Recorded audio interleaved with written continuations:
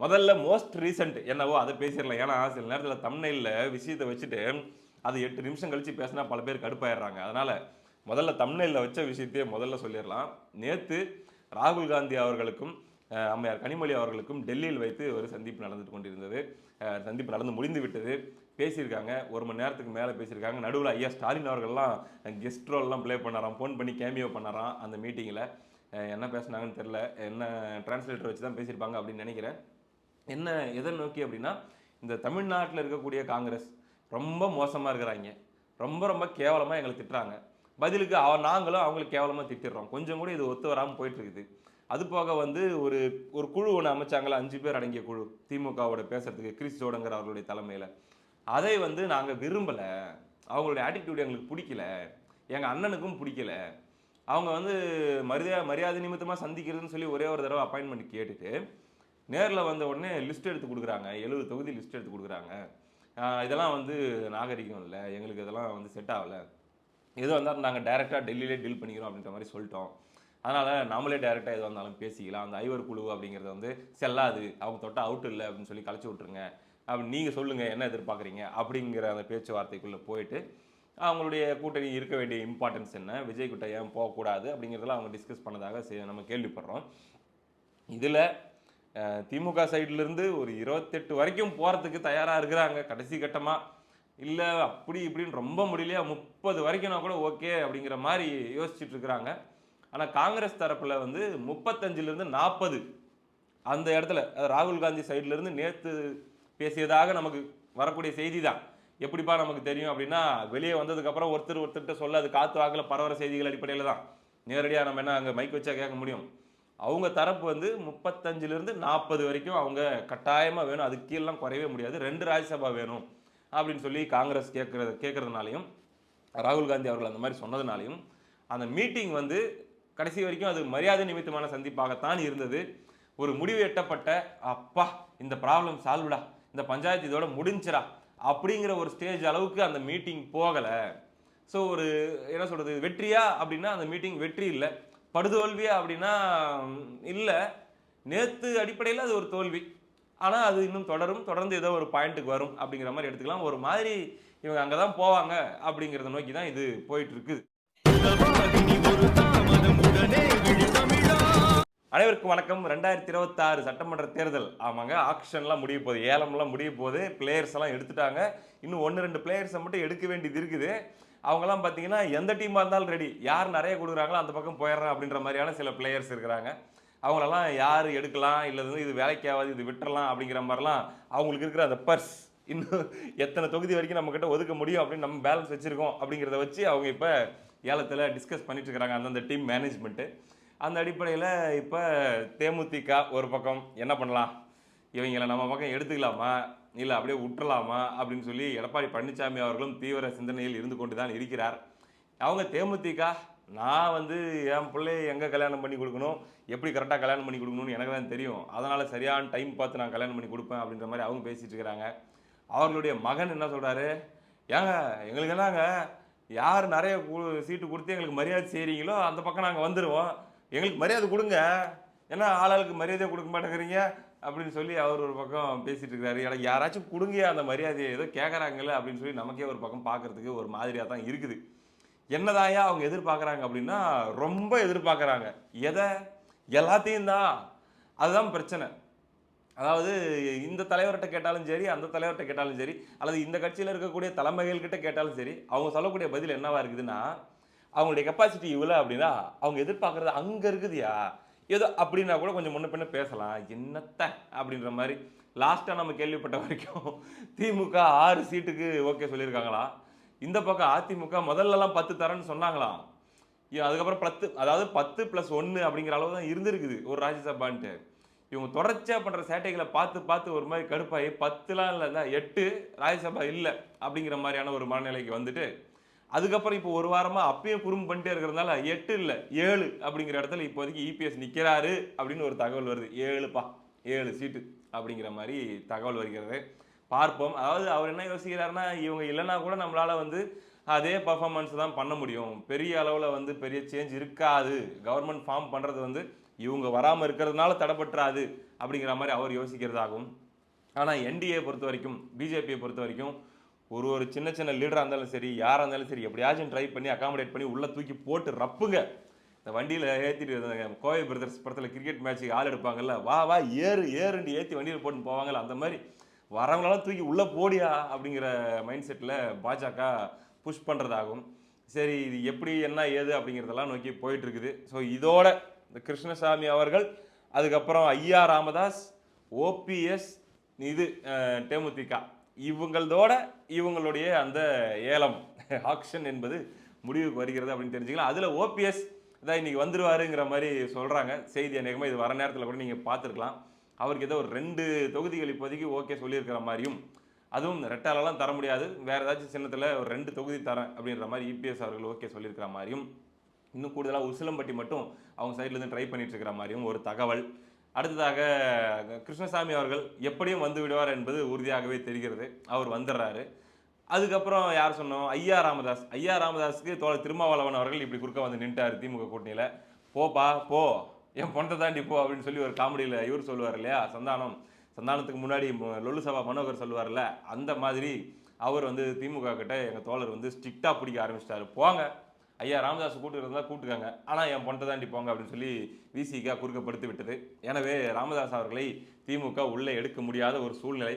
அவங்க என்ன யோசிச்சாங்க அப்படின்னா, ராமதாஸ் அவர்களை உள்ள தூக்கி போட்டுக்கிட்டோம்னா, அதாவது எப்படியும் விசிகா இருக்கிறதுனால நமக்கு இன்னும் வந்து பறையர் ஓட்டு அல்லது பறையர் கிறிஸ்தவர் ஓட்டு அப்படிங்கிறது முழுசாக நமக்கு வந்துட போகிறது இல்லை. ஏன்னா விஜய்க்கு எப்படியும் ஒரு கணிசமான அளவு போகுது. இவரால் ஏற்படக்கூடிய அந்த இழப்பை ஐயா ராமதாஸை தூக்கி உள்ளே போடுறது மூலமாக ஒரு 80 ஓட்டு அந்த பக்கம் அன்புமணி பக்கம் போகுதுன்னா, ஒரு 20 ஓட்டு பிஎம்கே ஓட்டு நம்ம பக்கம் ஐயா மூலமாக வந்துச்சுனாலும், ஒரு மாதிரி இவர் ஐயா தோழர் திருமாவளவன் அவர்கள் விஜய் பக்கம் விட்டதை இங்கே மூலமாக கொஞ்சம் காம்பன்சேட் பண்ணி மேட்ச் போடலாம் அப்படின்னு சொல்லி திமுக யோசித்தாலும், தோழர் அந்த விஷயத்தில் ரொம்ப ஸ்ட்ரிக்டாக இருக்கிறதுனால அதை பண்ண முடியல. இப்போ வரைக்கும் ஐயா ராமதாஸுக்கு கதவு அடைக்கப்பட்டு விட்டது என்றே கருதுகிறேன். அதனால தான் இப்போ 2 நாளாக திமுகவை விமர்சித்து மீண்டும் அறிக்கை விட ஆரம்பித்திருக்கிறார் ஐயா ராமதாஸ். இந்த நிலையில் நடுவில் அவர் டிவிக்கே கூட கூட்டணி பேச்சுவார்த்தை அப்படின்ற மாதிரிலாம் செய்திகள் புறப்பட்டு போயிட்டு இருந்துச்சு. ஐயா ஏன் எதுக்கு அப்படின்னு சொல்லி டிவிக்கே காரங்க வந்து ஒரு பக்கம் ஐயா வராரா வரட்டும் அப்படின்னாங்க. ஒரு சிலர் டேய் நல்லா பாருங்கடா, அதாவது திமுகவுக்கு அவ்வளோ பெரிய மூத்த தலைவர், அதாவது ஐயா ராமதாஸ் என்பவர் அவ்வளோ பெரிய மூத்த தலைவர், சமூக நீதி போராளி அப்படின்னு சொல்லி 1000 விஷயங்கள் அவர் மேலே வந்து நல்ல விஷயங்கள் சொல்லப்பட்டாலும் கூட, திமுகவும் சரி தோழர் திருமாவளவனும் சரி என்ன காரணத்துக்காக அவ்வளோ ஸ்ட்ரிக்டாக அவரை உள்ளே வர விடாமல் தடுத்தாங்க அப்படிங்கிற அந்த கால்குலேஷன் புரிஞ்சு போச்சுன்னா, டிவிக்கே நீங்கள் அவரை எடுத்துக்க மாட்டீங்க அல்லது அவரோட கூட்டணி பேச்சுவார்த்தையை நடத்த மாட்டீங்க. உங்களுக்கு அது புரியணும். உங்ககிட்ட வந்து மிகப்பெரிய அளவில் உண்மையிலேயே எஸ்சி மற்றும் கிறிஸ்தவர், பறையர் கிறிஸ்தவர் இவர்களுடைய வாக்குகள்லாம் நிறைய இருக்குது. இந்த நேரத்தில் ஐயா ராமதாஸ் அவர்கள் வந்து சரி நமக்கு அலையன்ஸ் சொல்கிறாரு அப்படின்னு சொல்லி அவங்களோட போய் நீங்கள் வச்சிங்க அப்படின்னா, தோழர் திருமாவளவன் அவர்களுக்கு ஃப்ரீ ஹிட்டு.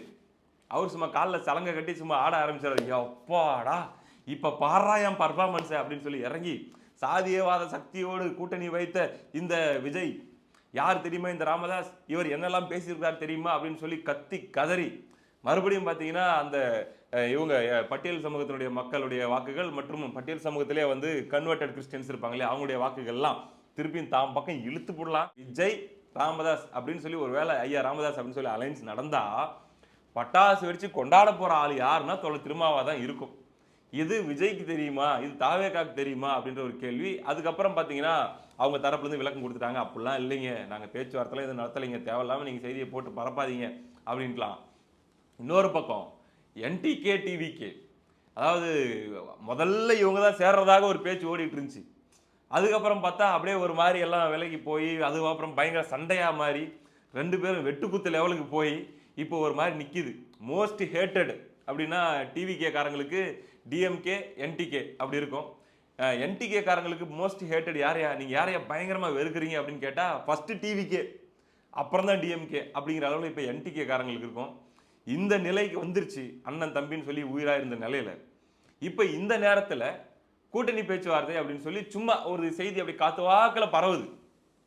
விசாரித்து பார்த்தா இருக்கலாங்க, அப்படி பேச்சு போயிட்டு இருக்கிறதா தான் சொல்கிறாங்க, பட் எந்த அளவுக்கு இதெல்லாம் சாத்தியம்னு தெரியல அப்படின்னு சொல்கிறாங்க. என்ன ஆகும்? அப்படிலாம் ஒரு வாய்ப்பு இருக்கானா? இருக்கலாம். ஒரு தூது இந்த தரப்புலேருந்து அந்த தரப்புக்கோ, அந்த தரப்புலேருந்து இந்த தரப்புக்கோ நடந்திருக்கலாம்.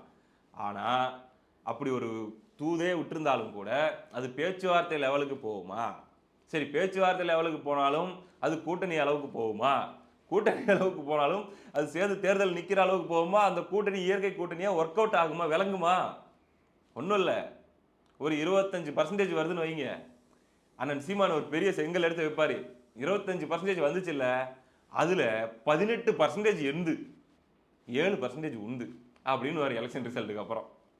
அதுக்கப்புறம் நான் தானே, நான் இல்லைன்னா எங்க இந்த 25% வந்திருக்கு போகுது அப்படின்னு ஒரு விஷயத்தை எடுத்து வைப்பார். இப்படி எல்லாமே நடக்கும். மேடையில ஒவ்வொரு மேடையிலுமே பார்த்தீங்கன்னா, அந்த டாமினேஷன் அப்படிங்கிறது நடக்கும்.